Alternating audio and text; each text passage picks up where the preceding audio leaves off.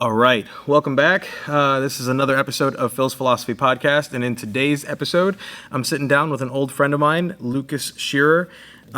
He is a self-proclaimed Christian. We go way back. We used to do martial arts together, and we've stayed in touch over the years. And today, he's here to tell me why he's a Christian. So, Lucas, how are you? I'm good. How you doing? I'm all right. I can't really complain. I'm excited about the conversation. Yeah. And I'm primarily excited because I know that you've been a Christian ever since I've met you.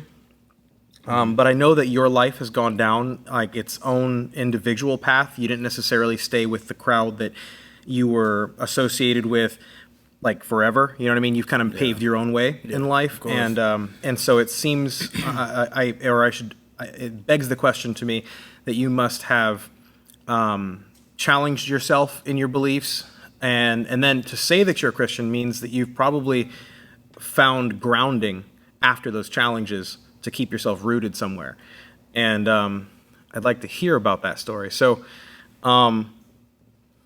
we'll start with, we did martial arts together, and that's the last time that you and I were really hanging out was back when we used to train. And so what happened after that? Like when you stopped training martial arts, what happened? I gotta think about how long ago that was. Holy shit. Damn, how long was that? Shit, it's been I think 8, 9 years. Yeah, it's something like that. I think it was around 2012 or 13. Holy shit, that long ago. 10 years. Yeah. Wow. Wow, okay. Puts it into perspective that way. Well, You're an old man, Luke. You're an old man. Feel like it. Well, I guess ever since I was born. I mean, well, in fact, since before I was born, because my parents had been going to the same church forever, and I grew up in that church. It was Luke's Church of Christ. Okay. They say evangelical Christian church, so with conservative views. Mm-hmm. But yeah, I mean, I grew up around that. My pa and granny were very, very strong Christian. Mm-hmm. I spent most of my younger childhood growing up with them. Okay. So I got a lot of insight from them with as far as Christianity goes. Everything was done by the book. Right. Yeah. Literally. Yeah. So it was pretty hardcore Christian, honestly, growing up, and just later on throughout the years, my parents get a divorce, and that kind of, you grow up learning how marriage is supposed to be. So when that happened to me, I would think I was how old was I? I was probably 11, 12 years old. I believe.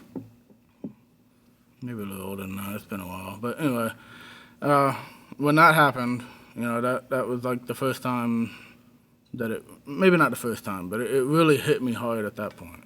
Yeah. To see my own parents' marriage fail. Yeah. So I kind of think that had a lot of impact on me growing up.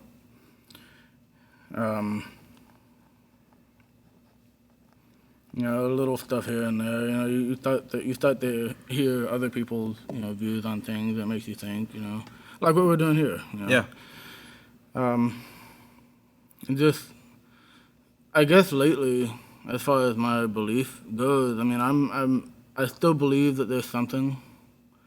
I don't believe that we're here by accident. Okay. I think that I feel like there has to be some kind of benevolence. Even if it's like what we were saying, even if it's like just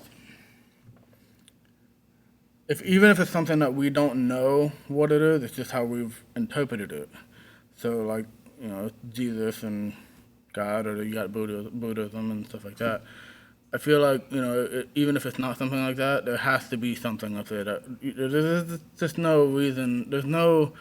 I just don't believe that we're here by accident. Okay. Yeah. Sorry for the rambling. But No. That's the way it's done, dude. I got you. Okay. So yeah. So we're not here by accident. And I can get behind that. So, if we're not here by accident, what do you vision as God? Like when you think of God, what is the vision that comes to mind? Like I know that you were saying like it's up to interpretation, and I'm sure that you're at a place where you probably understand that we can't really conceive of what God would be because that is fully outside of our reality. Right, yeah. But we all have a vision of God. Yeah. So what is your vision of God? My vision of God? I guess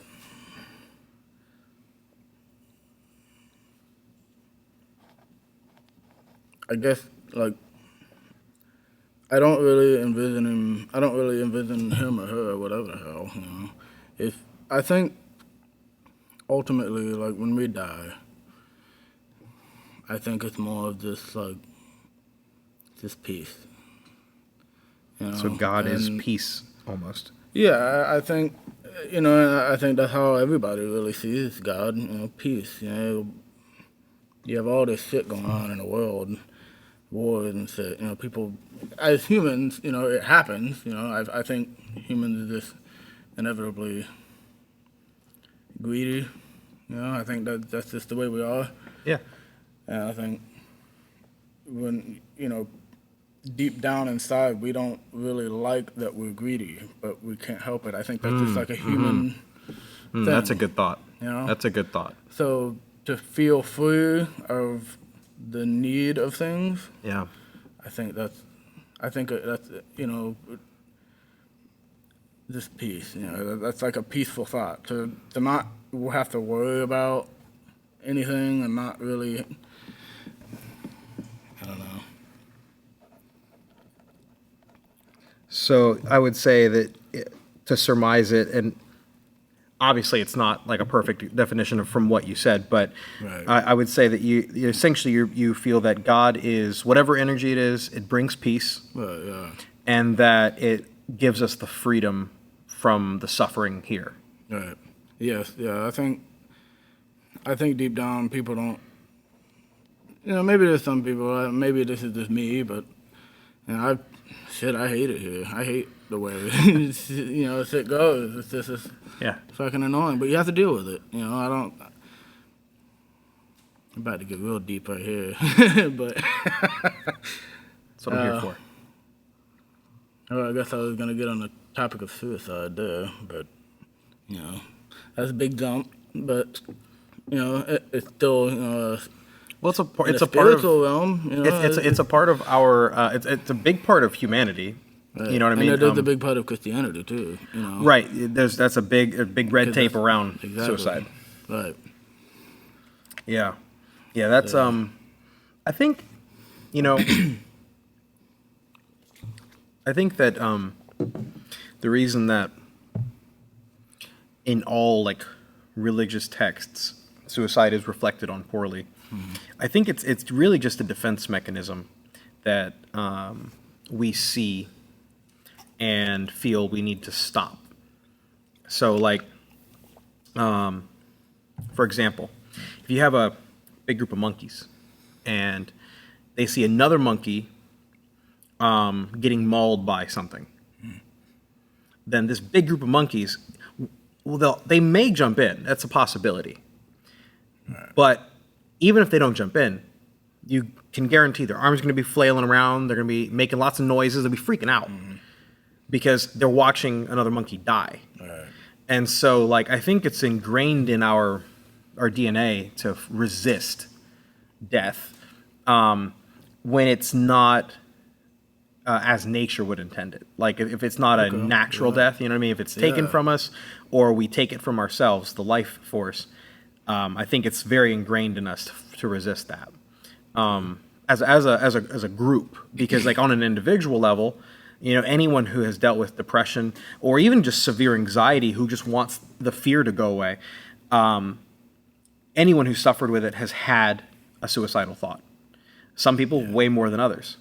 But everyone has had the thought, like, I would really prefer that I didn't wake up tomorrow so I didn't have to do this again. You know what I mean? Yeah. And but to see someone else deal with it, it's a totally different feeling now. It is, especially when you see someone actually go through with it. Yeah.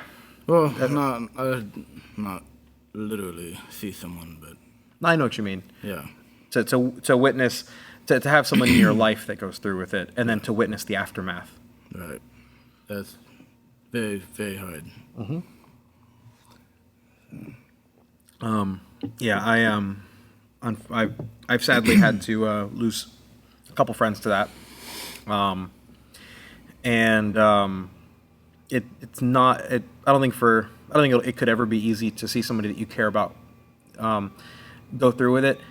Not only because now there's the loss of it, of the person, and so like you feel a loss, which you can attribute any reason to it, but that's a selfish reason that we feel it. Yeah. Because like you want them here again. But then, so we're talking about like Christianity, then you add to it the projected guilt that goes on to that person now in your mind, because you're now by that religion, that's a bad thing. Right. They shouldn't have done that. And then you have to deal with all of the other people that are now in your life that are also affected by it. And then there's that weird energy, like where you deserve your own time to mourn and to deal with it, but you kind of also have to help everyone else deal with it. You know what I mean? And that's tough, man. That's fucking hard. Yeah. Oh yeah, it is. If you don't mind me asking, and I can cut this out of the podcast if you don't want to talk about it, but who'd you lose? No, you can leave it in there. It was my cousin. His name is Richard. We called him Ricky. He's my cousin on my mom's side. My mom's sister. But this was probably about a year and a half ago now. But it's just me and my mom were just about to have dinner, and we all of a sudden her phone rings at like 11 o'clock at night, and it's Linda, his sister, and it was just like I got that gut feeling because she never calls that late. She knew something was honestly, wrong. she hardly ever calls my mom. Yes, and that's what it was. I knew something was up. And we kind of had some speculation, that Ricky was having some issues. And we were talking to his girlfriend, and he had a son as well. Oh, no. We were talking to his girlfriend, and we were just trying to get her, see if we can figure out if he needs help. And at the time, they weren't living together. They were kind of split up. In fact, they had actually just reignited the relationship. This was the relationship that they had back when they were in high school, and he knocked her up, and they ended up splitting, and then it come to find out he had a 4-year-old son. Holy cow. And so he really wanted to be a part of it. He felt really guilty about leaving them the way they were. So he tried. And he was really big into conspiracy theories, and it ate him alive.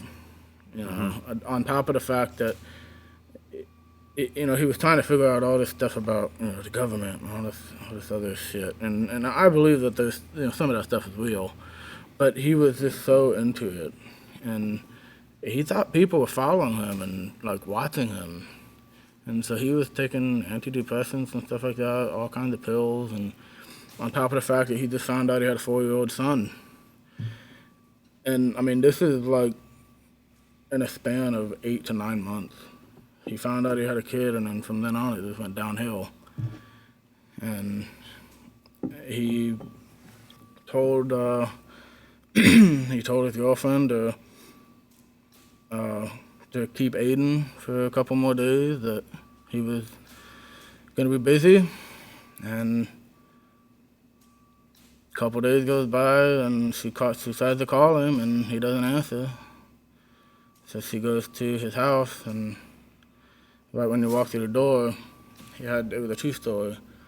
And right when you walk through the door, it's kind of like a hallway, and then it opens up into like a kitchen. There's a kitchen over here, and this little dining room, and upstairs is the bedroom, where there's a bed rail right there on the hallway when you go through the front door.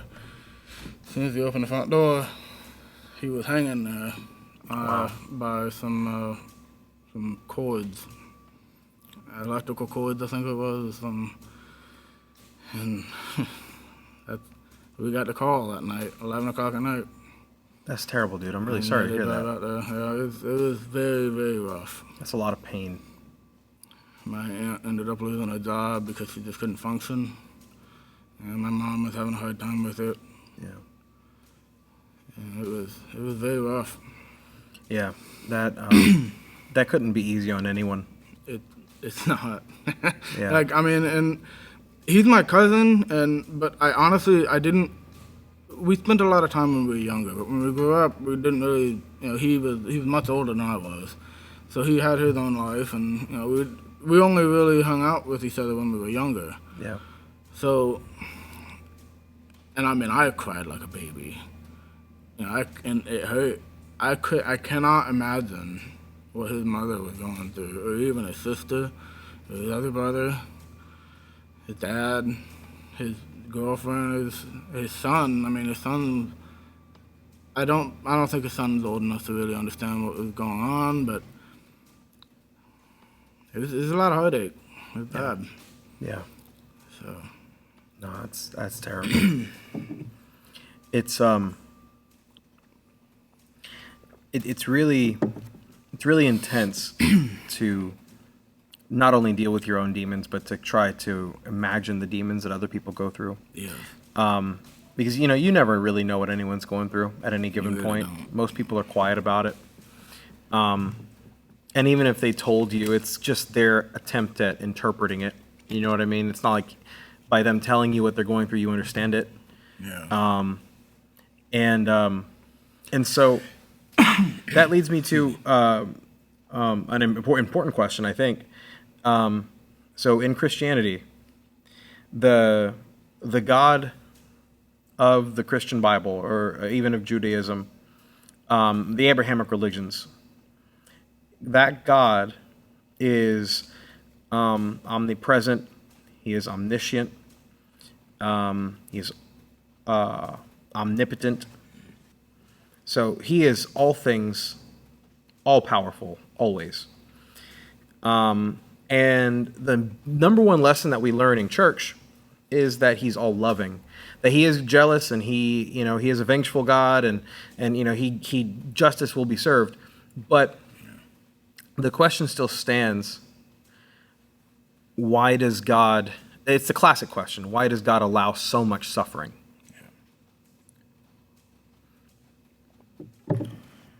I was just actually talking about this with my grandpa a couple nights ago. I don't know. It's just, I think, I mean, and obviously it's just my opinion, but I think that maybe the things that we go through in life, whether it's all the suffering, it's all character if you think about it. You have someone that never has any kind of suffering. They grow up. Yeah. I was actually just listening to something on the way over here. They're talking about how you raise a kid, and you just give them something all the time, and they have no trouble. Just give them what they want. They're not gonna know how to function when they're older. And I think. I think it's kind of the same on a spiritual level. If we go through life without having any kind of stress on our spirit, as well as our bodies, mentally, physically, whatever. You can't function. I don't think you can have a sound mind without knowing how to compose yourself through suffering. If you've never suffered, you've never really lived. You can't live. You can go through life and have people just hand you stuff all you want, but what good did that do for you as a person? If you can't go out there and get it for yourself. Yeah, totally. You know what I mean? No, 100%. I agree with that logic. I agree with that 100%. That I do believe that we are forged, not not necessarily. You know what I mean? You feel me? I got you. Like Forged. we have to go through fire to become what we're going to be. Right. Carl Jung. I cited this in the first episode of the series, but Carl Jung has one of my favorite quotes, and he says that any tree whose branches reach up to heaven, its roots certainly reach down to hell. And the lesson in that is that in order to really achieve that state, to be a complete person, you have to have gone through something terrible. So that you can understand. It's the argument that you couldn't know good without evil, so therefore evil must exist for good to exist. Otherwise, it's all just neutral. Right. And so I can follow that logic where God would allow hard lessons and suffering so that he could use that to help challenge the spirit and build the character to make better people. I can get on board with that train of thought. So let's say, I hate these questions so much, but it's good to get your answer. The next question that a lot of people would ask is, what about like babies? What about when they die? When babies die? Yeah, what about that 2-year-old that gets, Hit by a car or something? Or yeah, exactly. Something bad happens to them and they pass away. Never had a chance at life. What does that do? Well, that's a very hard question. I mean,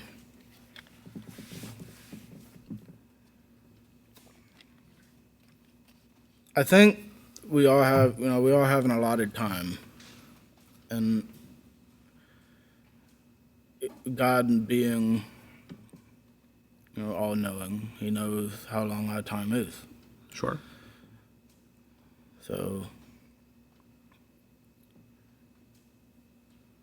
I guess maybe kind of a fucked up way to say it, but maybe they just weren't meant to deal with the shitty earth that we are on. Why? Maybe they're just too pure. Their souls are too pure. So, okay, well, and like I said before we started, I'm going to push a lot of questions. Oh, right? yeah, you're So- good. I want to. So then, by that train of thought, there's a hierarchy in souls. I mean, some souls are better than other souls.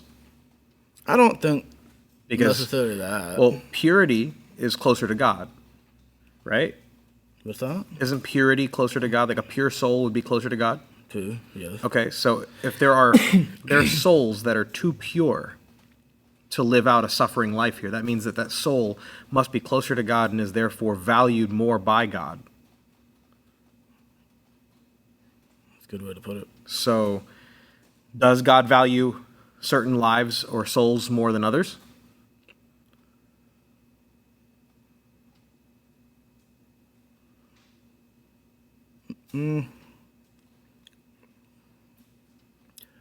What if it's all a test in the beginning anyway? Okay. Maybe Who's being tested Who's being tested? when the baby dies? When the baby dies? Shit, you're right. I mean, Is the baby it's a good- being tested? that's a very good question. I mean, it does make you think, it makes you wonder, like, maybe it was just like fuck up on their part. Maybe they just filled out the wrong paperwork. They punched the wrong Yeah, ticket. they punched the wrong. Fuck! I wasn't supposed to be here. Honestly though, like for real though, that is an interesting question. Because why would they deserve that? But. And don't get me wrong, I don't really have, like, from my standpoint, like, if we assume that there is a creator God that is personified to a degree, like, that has, that we are in their likeness in such a way that we share qualities, like intellectual qualities, like decision-making. If it's that kind of a God, it's tough to kind of look at those kinds of questions because you don't want to you don't want to believe in a God that would just send a baby here to suffer. Right. But babies do come here and suffer. And so then, like somebody could ask a question like, okay, well maybe a baby isn't actually born with a soul, and it's only when it gains awareness does it have a soul. But the Bible doesn't say that. So that couldn't be a Christian standpoint. Right. Another thought could be that the child doesn't have full conscious awareness yet. I think that happens somewhere like where they're fully aware of themselves as an identity. That doesn't happen until I think something like 4 years old or something like that is where they become a little more self-aware. Mm-hmm. And so maybe because of that, they don't really suffer in the same way that we do when they're going through something painful. And perhaps their death is a trial for the people that are around the baby. So maybe God, in this case, is using the death of an infant to test the spirit of those around. For example, you were saying that we're here to suffer, to build our character and challenge the spirit. And so part of our suffering is endurance of the loss of innocence, perhaps, or the suffering of innocence. Maybe that's a perspective. That's a good perspective, actually. Because and granted, I'm sure that there's probably at least one or two clinical psychologists that are watching this that I know, but there might be other people that are watching this that have a more educated opinion on this, but I really don't believe that they possess the infants have the kind of conscious, like they don't have a developed enough consciousness to really perceive suffering. They identify with things, but they don't necessarily have an identity. Right. There's less of an I and there's more of a experience. You know what I'm saying? Right, I got you. Like if you ever listen to Terrence McKenna talk about like doing DMT, like the loss of yourself, and like you are just an awareness, just a conscious observer experiencing. Perhaps it's like a baby. In fact, there's the argument that, or the train of thought, the belief, the theory that babies are extremely close to what would be like the spirit world or God or heaven in their awareness, and that it's only as they grow into their identity that they drift further away from it and they become their person here. But anyway, digression. So we suffer to build character, challenge the spirit. Not fully sure of or ready to accept why babies might die, but it could be a test for those around us.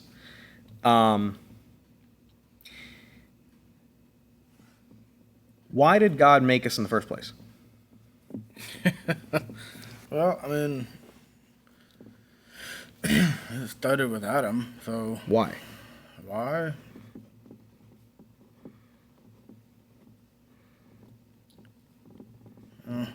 I call myself Christian, but I'm not entirely versed in the Bible. So I got you. You're good. I guess I'm trying to remember like back in like Bible school days why if there was any reason, but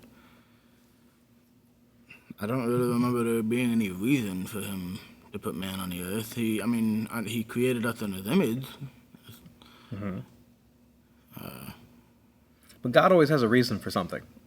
Like, like, As far as we believe. now, I mean, it's taught that his reasons are not our reasons, right? Or his ways are not our ways. Right. But there always seems to be like a justification for God's actions. Like, God is a just God, so when God moves, he moves with purpose, with an intention. So that has to be like, if God is predicated on those terms, then the first action of God must also have intention and a reason. And so, why are we here? What's the meaning of life? I mean, well, okay, I suppose, would you agree that the meaning of life is to praise God or to have a relationship with Jesus? Partly. Okay. Honestly, I think in this point in time, I think we as humans are bored. You know how I'm getting on that? I think, with the technological advances that we have, I think that we've become bored. Okay. And, I think maybe more so back then, it was more of a... And I've thought about this before. Like, what if the whole Christianity thing is just a government conspiracy just for us to,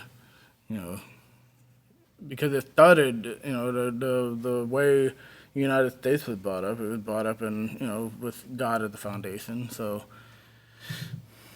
well, I mean, what if it's all just that, and maybe this all is an accident. okay. I think that we did have a purpose to begin with. Okay. And the purpose was to live and to be a part of the earth. Okay. And I think that with the big booming of technological advances, we've pulled away from the earth. And I agree with that. maybe we are just bored now, and we don't really have a purpose here anymore. Okay. Or maybe not so much as we don't have a purpose. Maybe we need to find a new purpose. Okay. Where before it was just to survive, and where now we don't really have much issue surviving. You're hungry, go to Walmart down the store, or Publix down the road. If we have cars and all this shit, and now we're trying to fucking go to another planet. What if our new purpose is now to maybe to spread? I don't know. Okay. Shit. Okay. Well, I mean, God did say be fruitful and multiply. He did. So that does mean spread.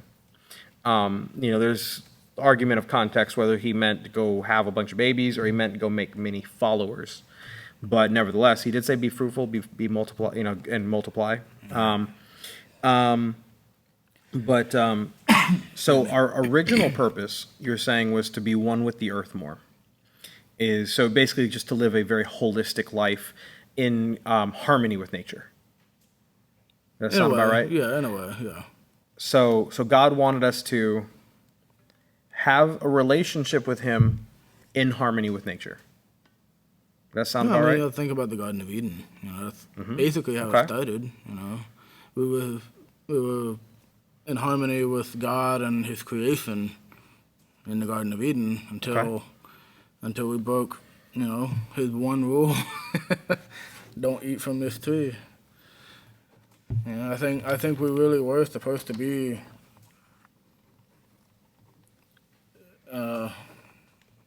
just one with the earth, one with the creation of God. I can get behind that.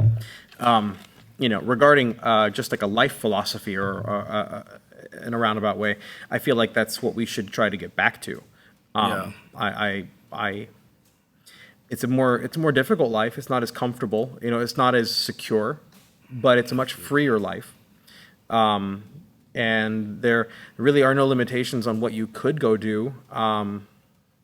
You can live anywhere, and you get to experience an entirely different facet to reality than what we do in these literally concrete walls.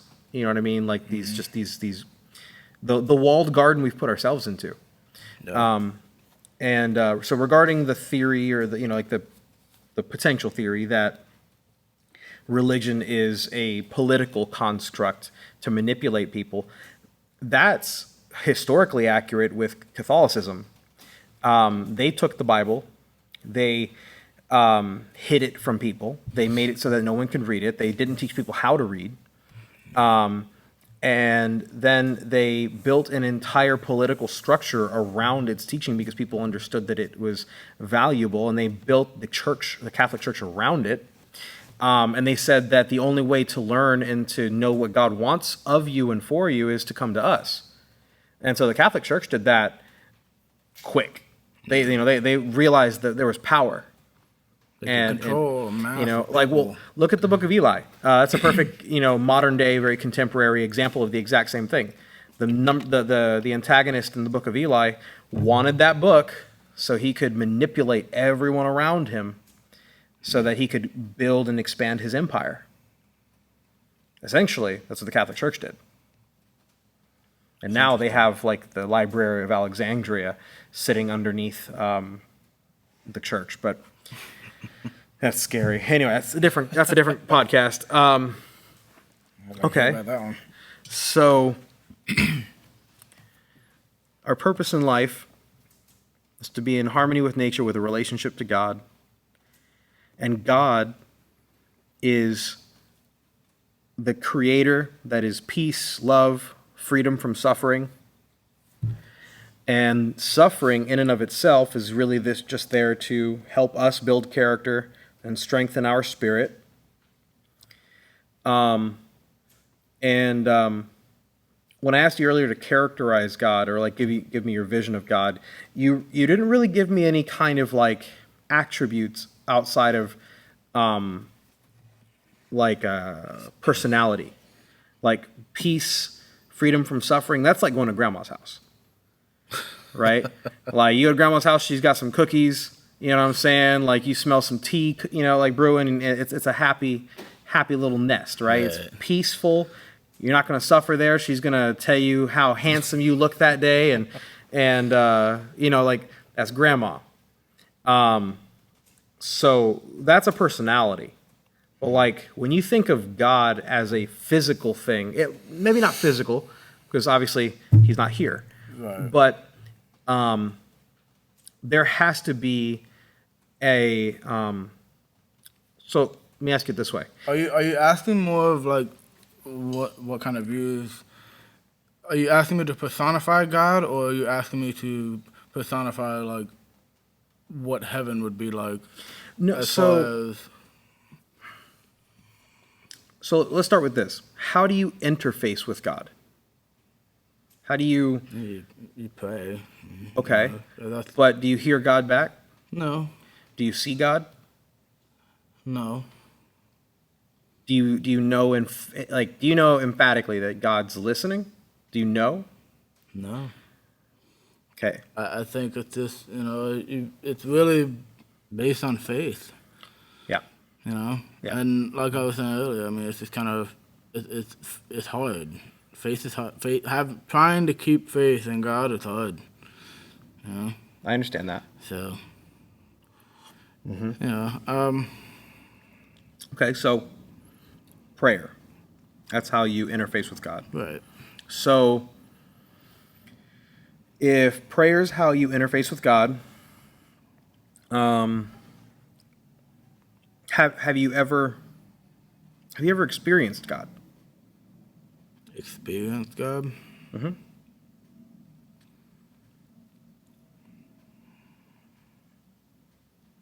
I guess I've had moments where I feel like, you know, he was there, you know, for like Okay. a split second.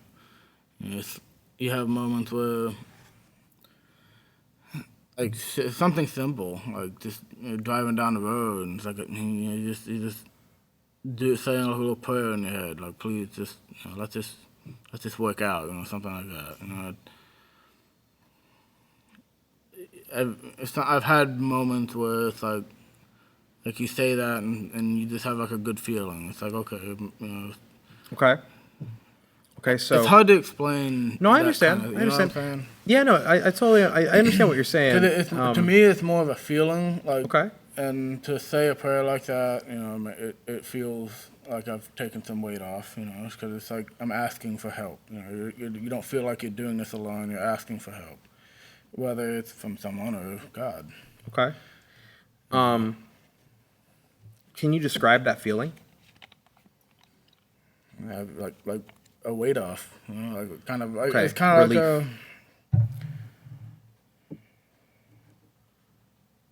I don't know. Would you say it's kind of like you said, like a weight off? So like it's a relieving feeling. A relieving feeling. Yeah. Okay.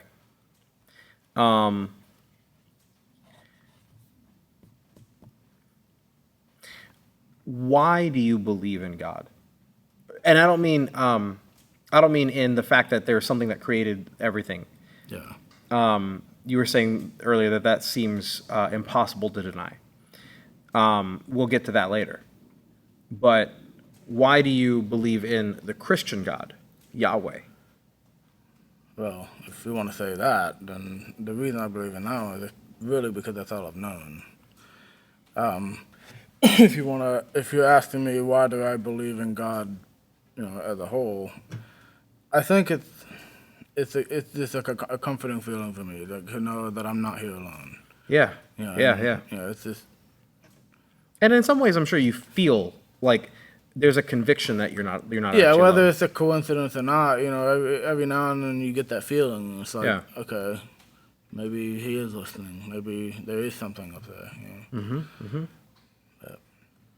But, as far as the Christian God, that's really just all I've known. I've done research on other like deities, and like what you were saying earlier, the similarities between Christianity and other religions and stuff. It is pretty weird to see, but I guess it depends on the culture that you're in. I definitely feel like that's Yeah. that's totally the case. There's a reason that you go to, you know, you go to India and you're going to find mainly Hindu people or some Buddhist people, Right. or you come here to America, you're going to find mainly Christian people or atheist people. You go to the Middle East, and dominantly you're going to run across Muslim people, and then you're going to see a split between Jewish and Christian people. It's definitely regional. The house that you're born into is going to play a big part in what you believe. The first 6 or 7 years of your life is really how you're going to model the rest of your life. Psychologically speaking, it's definitely there to say that, it's fair to say that because it's all you've ever known, that's just, you stick to it. Yeah. All right, so you have a conviction that there's definitely something there. You feel that it's undeniable when you observe reality, that it's undeniable that it was intentional, that something put it here. It wasn't necessarily just an accident. I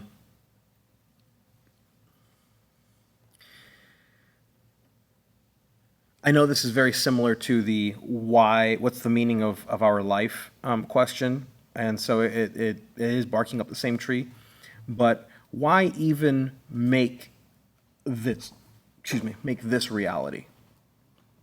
Why do that? Because,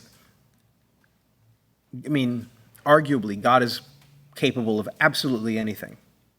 Absolutely anything. So why do this? Like, what does God really get out of this particularly? Well, I guess it kind of takes me back to what I was talking about a minute earlier. You know, just maybe maybe with the technological advances, we don't. He seems. Maybe he's been gone. You know. Maybe he's been gone. So the supernatural approach. It's Chuck. Well, I'm kidding. the supernatural approach. I don't know about that, but God checked out. He's off writing more books. maybe we did come to a certain point where he's just done with us. And maybe Sure. at this point we're fending for ourselves in a way. Maybe we drifted too far away. Maybe we drifted too far away. Sure. You know, I believe that a lot of mystics in other religions and walks of life would agree with that. I believe they'd say that we've drifted too far away from, like, God or spirit or anything, what else you ever call it. We've drifted too far away from it to perceive it. Right. I'm sure that most of them would say that it's always there. And in fact, the Bible says that he will never leave you. And it's understood, at least I was taught when I was going to church, that we drift away from God. God never drifts away from us. And so God's technically always there. We're just tuning out. Like it's like a radio frequency. You know what I mean? Like we turn the knob too far, and now he's still there. The frequency's still coming through. We're just not tuned into it. He can hear us, but we can't hear him. Right. Yeah. Right. Excuse me. No, you're good. So this should be fun. If you could talk to God for 5 minutes, what would you ask him? Because you'd have to ask him something.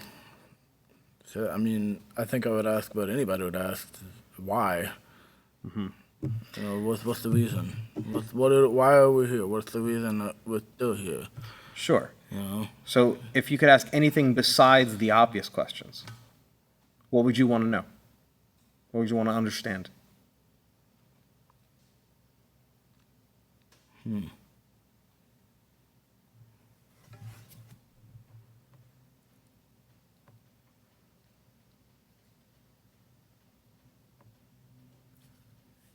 I guess maybe I would want to. I don't know. Honestly, that's a hard question for me. So we can circle back. Yeah, no, that is a hard question.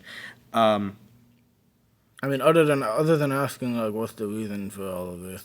It's just, you know, what else would there really be to ask him? You know, I got you. So then, okay. Let me give you. I have a laundry list of questions. So I'll ask you those questions and then see if you have an answer. Okay. Yeah, let's do that. So why do you believe a God that loves you would damn you to an eternity of hell?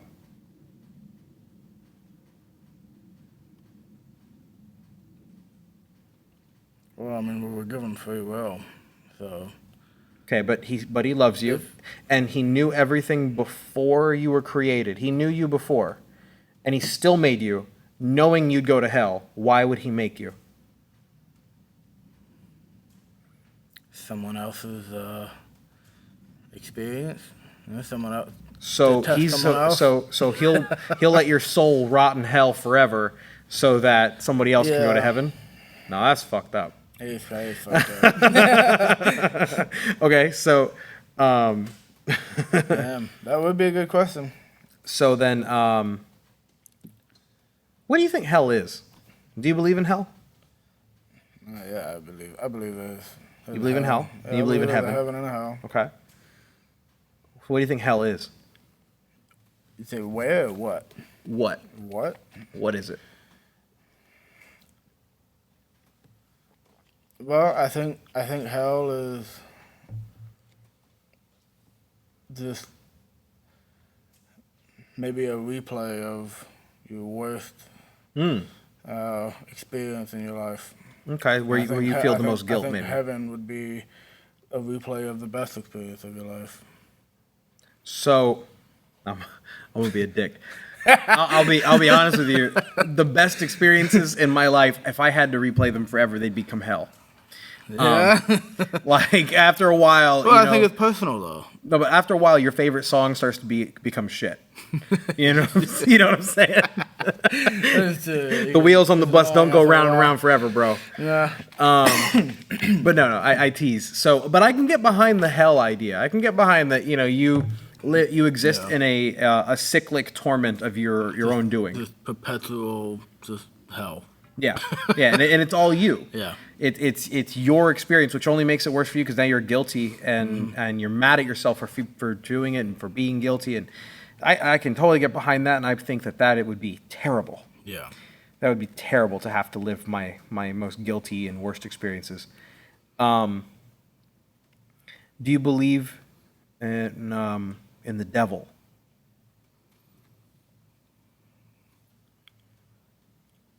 I don't. I do. You know, in a way, I don't believe that he's. You know.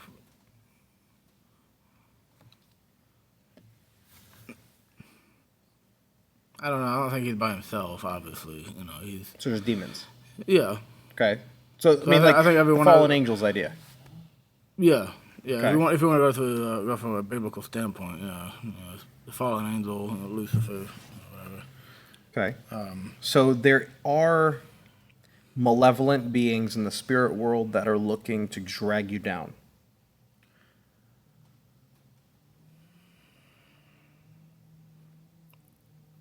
Yeah. I mean, I think there's both. You know, there's one that.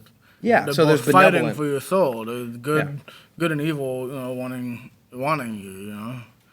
Why do they want you?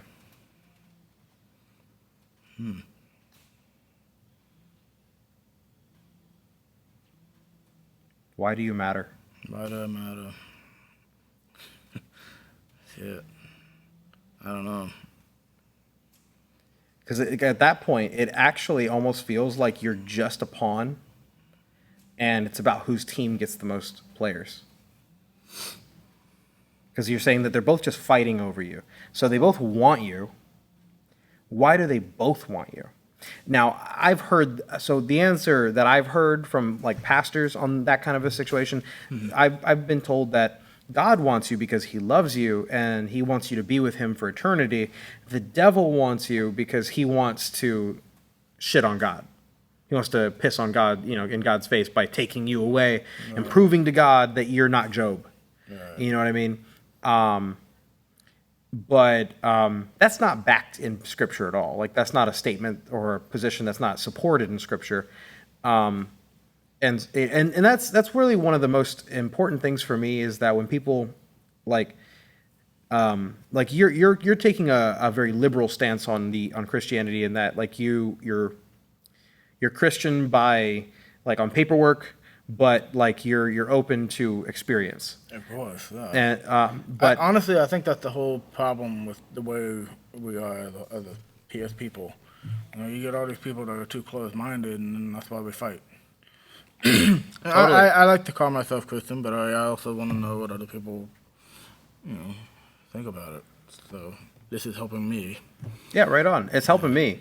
That's, you know, honestly, I wanted to do this series on religions because it's one of my favorite topics. I like religion and philosophy, and I think that I stand a lot to learn talking to people about their beliefs because it makes me have to sit and think and challenge myself. Yeah. You know, it's hard for me to sit in these conversations. I'm realizing now on episode 2 that it's really hard for me to not want to interject my own beliefs into the conversation, but I want to keep it geared toward, you know, your system of belief for now. But I'm realizing it's tough for me because I'm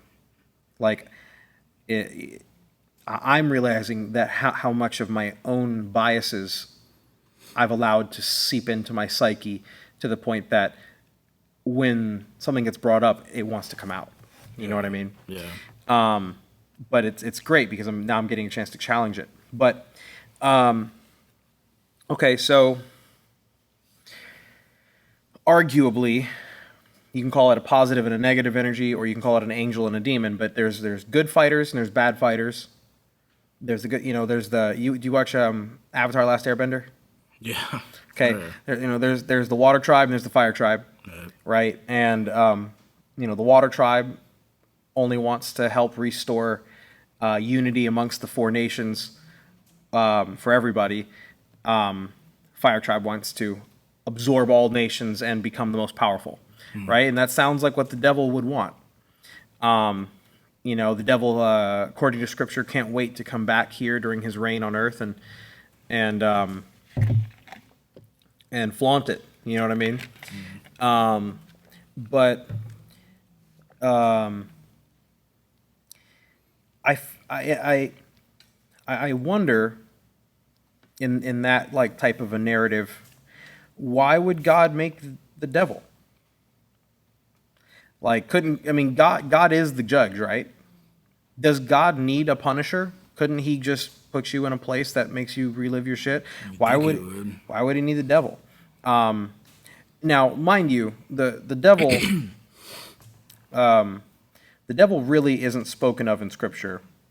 And every time that you see the word devil, it means deceiver. And oftentimes, devil is talking about a human in context. Like, so when you read like the full passage, he's usually talking about a king or a nobleman or somebody like that. He's usually talking like he's calling those men devils.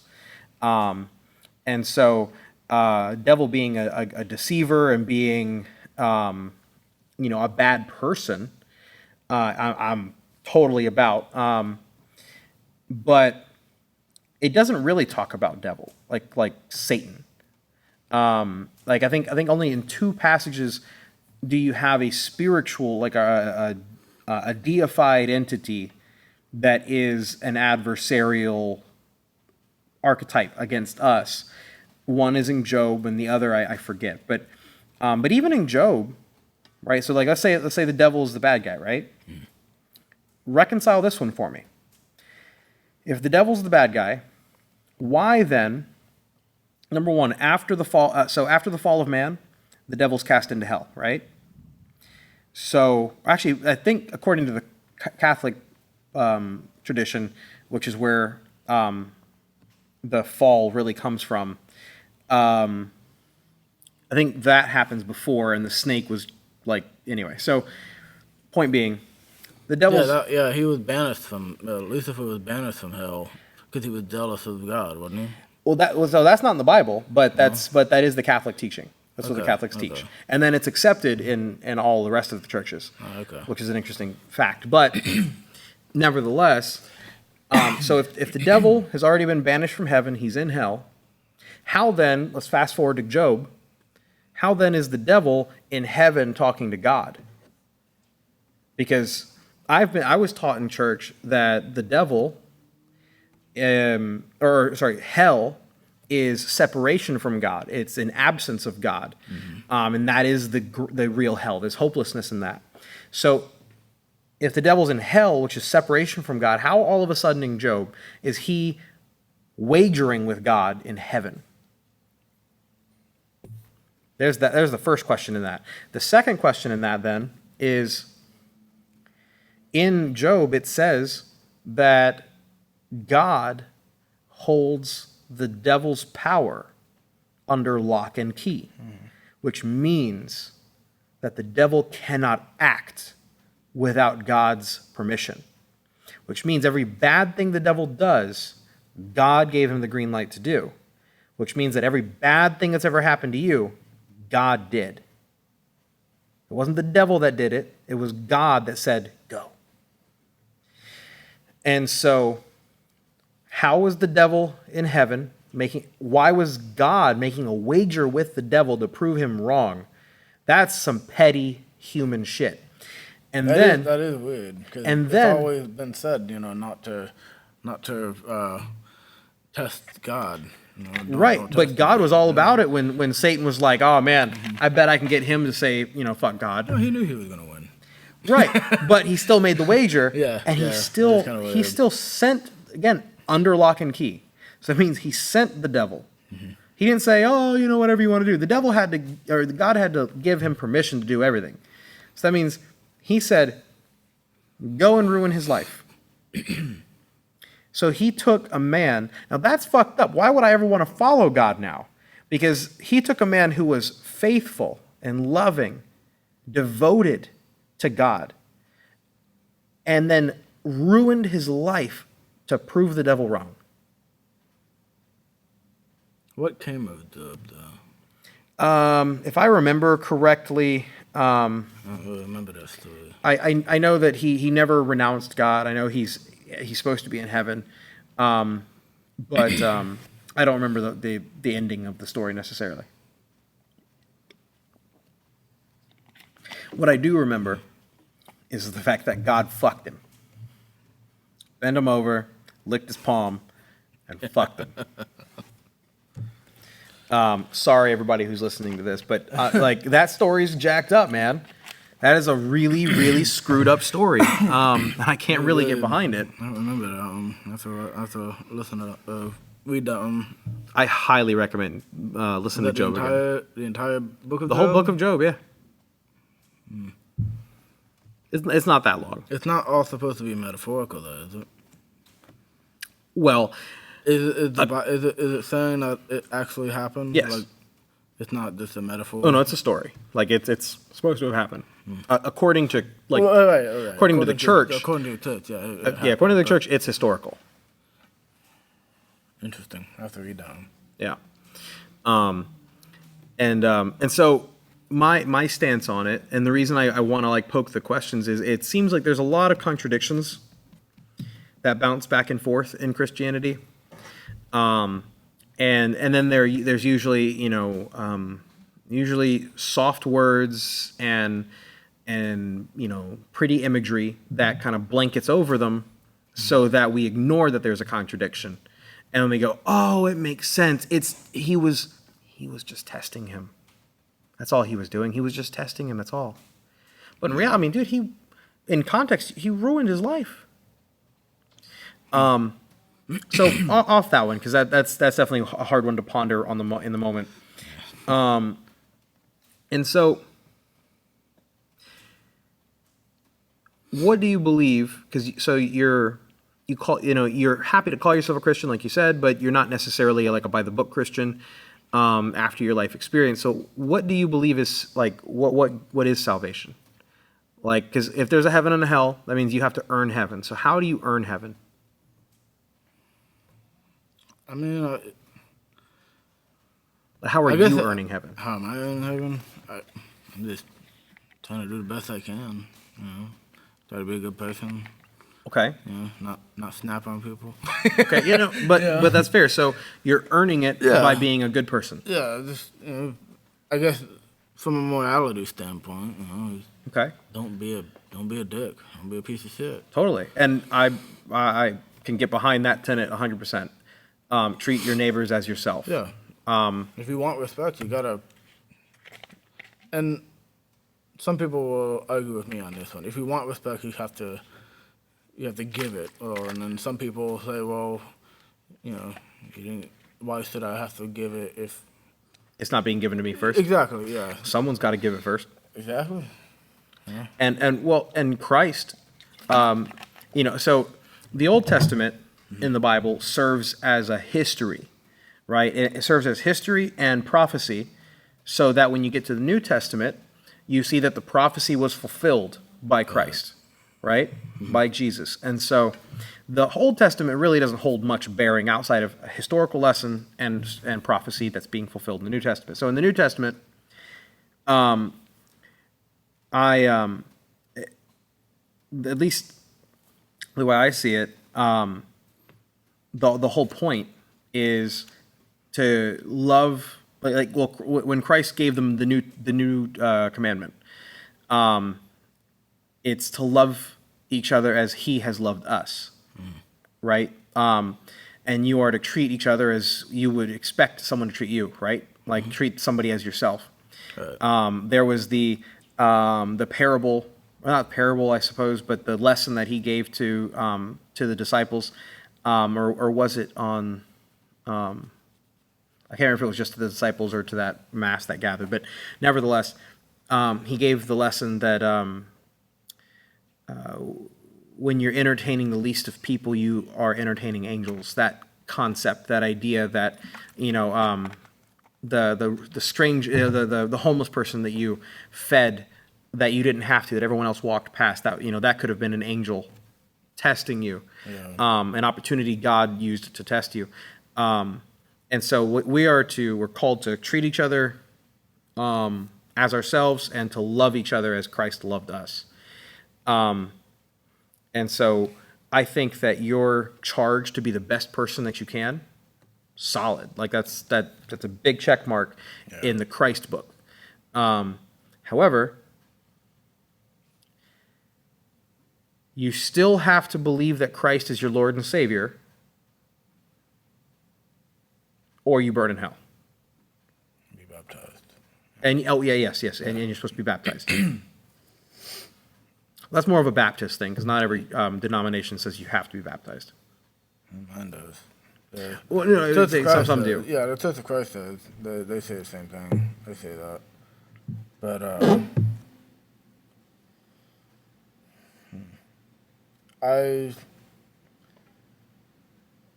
personally, I think the whole baptism thing. I think that's more metaphorical. I honestly, I haven't been to church in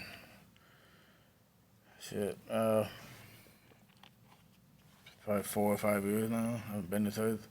I literally live next door to church. Like no shit. I can walk out my front door and it's right there. It's right across the field, and I don't go. And I guess the reason I don't go is more so for the fact that everyone there, like if you miss one Sunday morning or one Sunday night or one Wednesday night, everybody just jumps on you. Where were you? How come you weren't here? Maybe I have a life. Maybe I don't want to be here all the time. And eventually that just kind of pushed me away. Yeah. And I haven't been since. And I'm still constantly asked to this day by my grandmother, which I really feel guilty about. But why do you feel guilty? I feel guilty because I feel like I'm disappointing her. So I don't feel guilty as far as my faith goes, because it's to her. It's just it's all her. I feel bad for her because she wants to see me go to church. Yeah. But me and my mom have kind of had the same standpoint on God and Christianity as far as that goes. I believe that you have the faith in God, and God knows who you are. I don't think you really shouldn't leave that up to any person to judge you, and it's not our place to judge anybody. And I just felt that way at that church building. So you're not necessarily sold on baptism, but you are. It's sorry, I got off point. No, you're good. You're good. Yeah, the whole baptism thing. I think that it's more of a metaphor, honestly, and it kind of is, because he was buried in a tomb, and the whole baptism thing is you're buried in water and you rise. I think it's a metaphor. I don't really think that God would banish you if you don't go and get yourself baptized. I think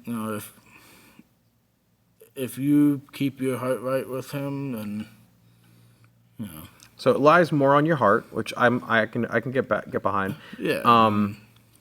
But again, you still have to accept Jesus as your Lord and Savior. Right. So the classic question: what about those people that exist on an island somewhere? That one tribe in particular that no missionary can ever go to is that one island. They are practically untouched by the modern world. What about them? Well, you did say it's better to not have known me at all than to never. So So they're going to burn in hell. So they're going to burn in hell. I guess I don't know. It's Yeah, I'm no, not totally. gonna like sugarcoat nothing, but I really don't. I don't know all the answers to that. No, But- totally. No, I don't think anybody really does. But yeah, I don't think anybody 100% knows the answer to any of it. Yeah. I guess at that point you see it from a Catholicism standpoint where there's a limbo. So Okay. if Very if Dante. they don't know, then you can't blame them. Yeah. Yeah. I don't know. I guess maybe at that point there's a limbo for people that just don't know. I don't know. But then I kind of go back to like maybe everyone has their own version of heaven. When you die, it's your best experience. Mm-hmm. Whether you think it's a bad or land you in hell or whatever, but with your experience you had, it was good for you. I think that's what it is in the end, honestly. Heaven's whatever's really good for you then. Whatever is going to make you happy. Whatever, I think It's your best whatever place. made you happy in the end. So now this one's a little bit more of an existential question. So our souls. So when we die, we're still us. Like when you die, you're still very much Lucas. I don't know. I don't really think so, honestly. Okay. So then why is it tied to our memories? I mean, fuck. I know. I got questions. I don't know. I mean, maybe in the end it's just a collective. Okay. It's very Hindu of you. Very Hindu of me, huh? Yeah. Is that what they believe? So Yeah. It's all one unified energy to Brahman. I got to. Yeah, I mean, maybe in the end you have your own experiences, but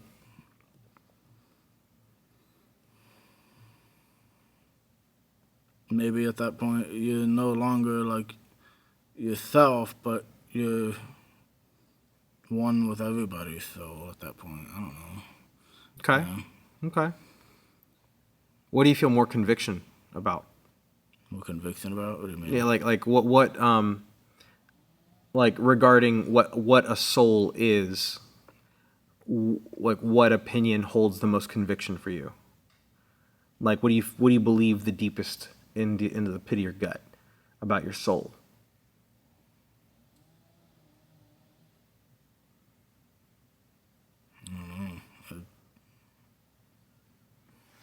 Are you? Is the mind that's thinking right now, is that your soul? Or is that your brain?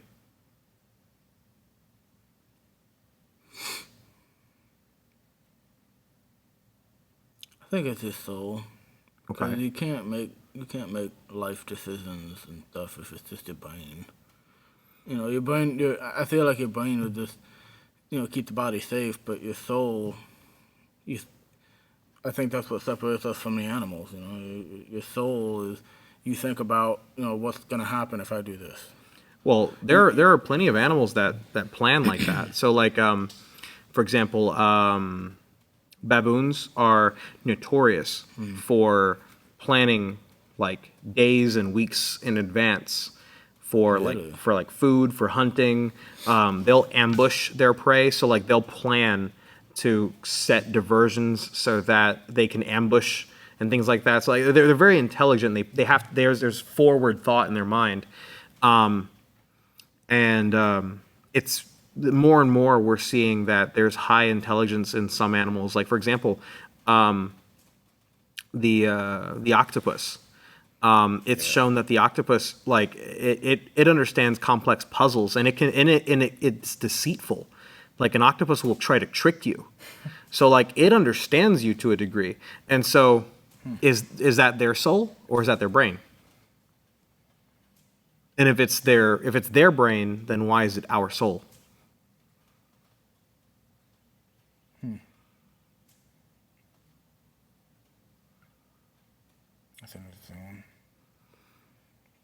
Because like the I mean, whole. I think I guess any animal would have a survival instinct in a way, like a type of instinct like that. You know, But it's not instinctual to plan. It's instinctual to act. So, like, for example, right, but over thousands of years of evolution. couldn't can you learn say the that, same couldn't thing you? about us then? Yes.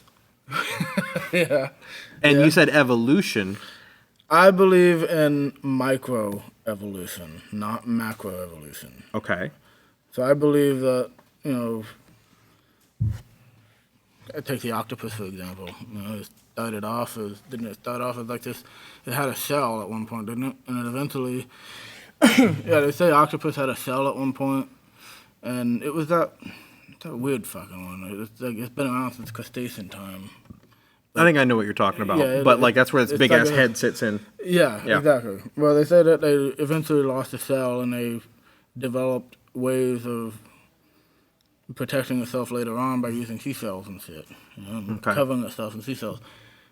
I don't know. I think, I believe that we didn't come from slime. Maybe we did come from an ape.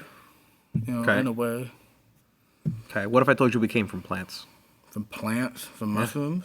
From yeah. Well, we have more Yeah. more in common genetically with a mushroom Yeah, than we do a I monkey. have read that before. That is Yeah. that is weird. Yeah. So, so all these questions aside, at the end of the day, like you driving to work, walking down the street, buying groceries, hanging out with a buddy, whatever you're doing,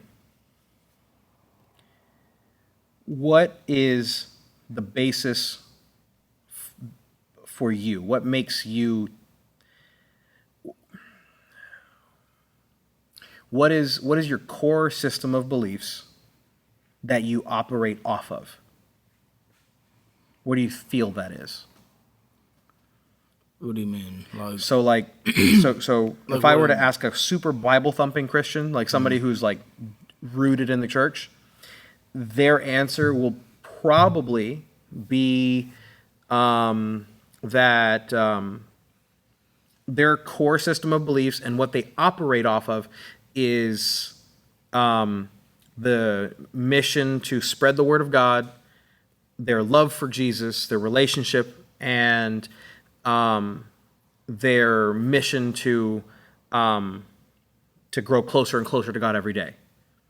Right? So like that would be that's like their purpose for existing, is to do that. What's that for you? And by the way, Christian, like anybody who's like really deep in the church, if that's different, let me know, and I'd like to have you on the podcast.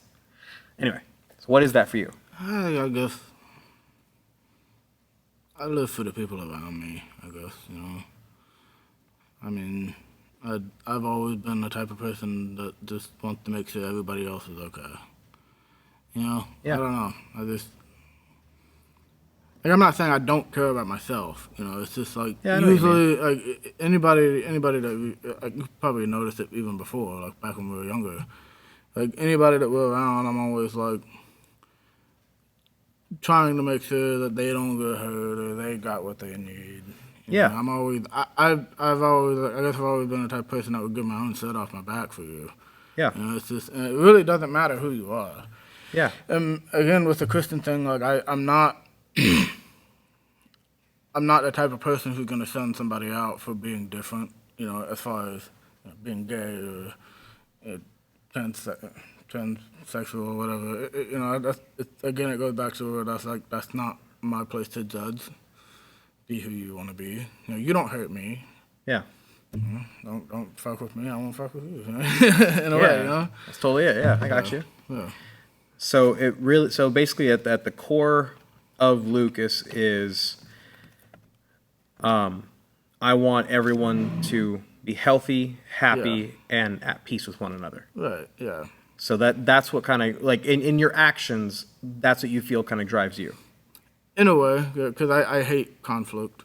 I've grown up around conflict, and as has everybody. But it's just I hate it. I'm one of those types of people that's just always. Like, I remember back in 3rd grade when my teacher, I had a parent-teacher conference, and my teacher called me a peacekeeper. I'm like, all right. So just. I think that's a good thing. I've just always been like that type of person. I think that's a good thing, to want peace. Yeah. I was listening to Sadhguru talk today. Well, he wasn't talking today. I was listening to him today while he was talking to, he did a podcast with Matthew McConaughey. It was a great talk. And in the conversation, he made the point that, so he's Hindu. So that's where like his system of beliefs come from. He's a yogi.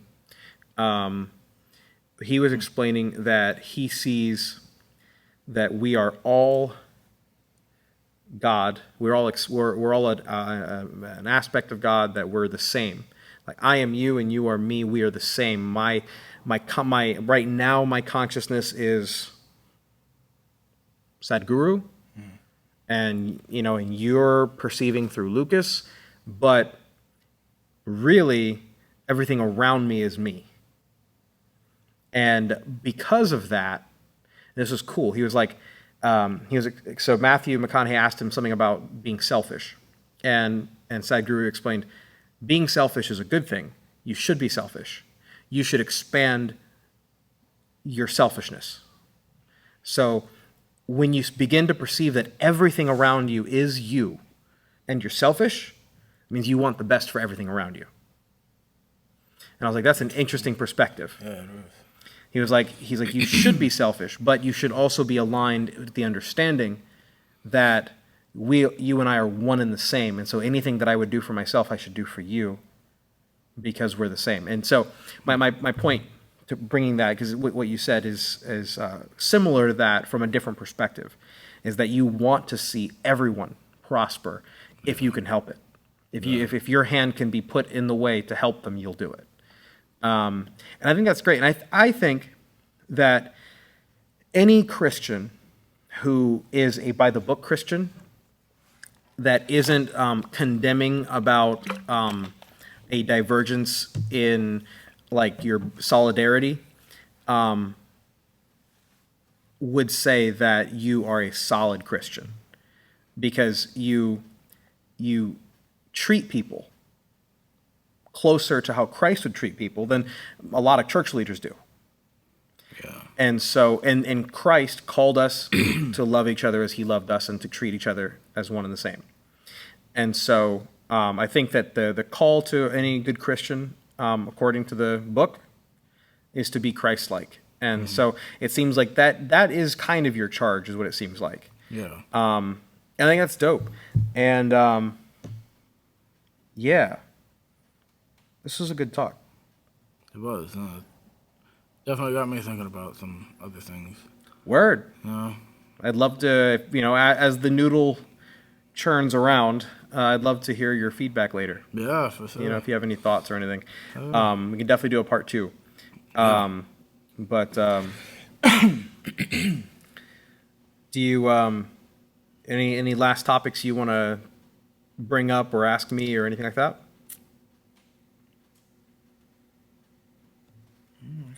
Can't think of anything at the moment, no. Well, right on. Yeah. Well, Lucas, thank you for coming on the podcast today. Yeah. Thank you for inviting me. And I hope everybody listening had a good time. Feel free, wherever it is you're listening, if you're on YouTube, leave a comment. If you're streaming this over like Apple Podcasts or Spotify or whatever it is you use, share it on social media, find us on Facebook and ask. But if you have any questions about anything that Lucas or I said today, or any of the topics you want to add to, please feel free to do so, and I'll try and address it in future episodes. But that'll conclude episode 2 of Religious Studies. All right. Thank you, sir. Thank you.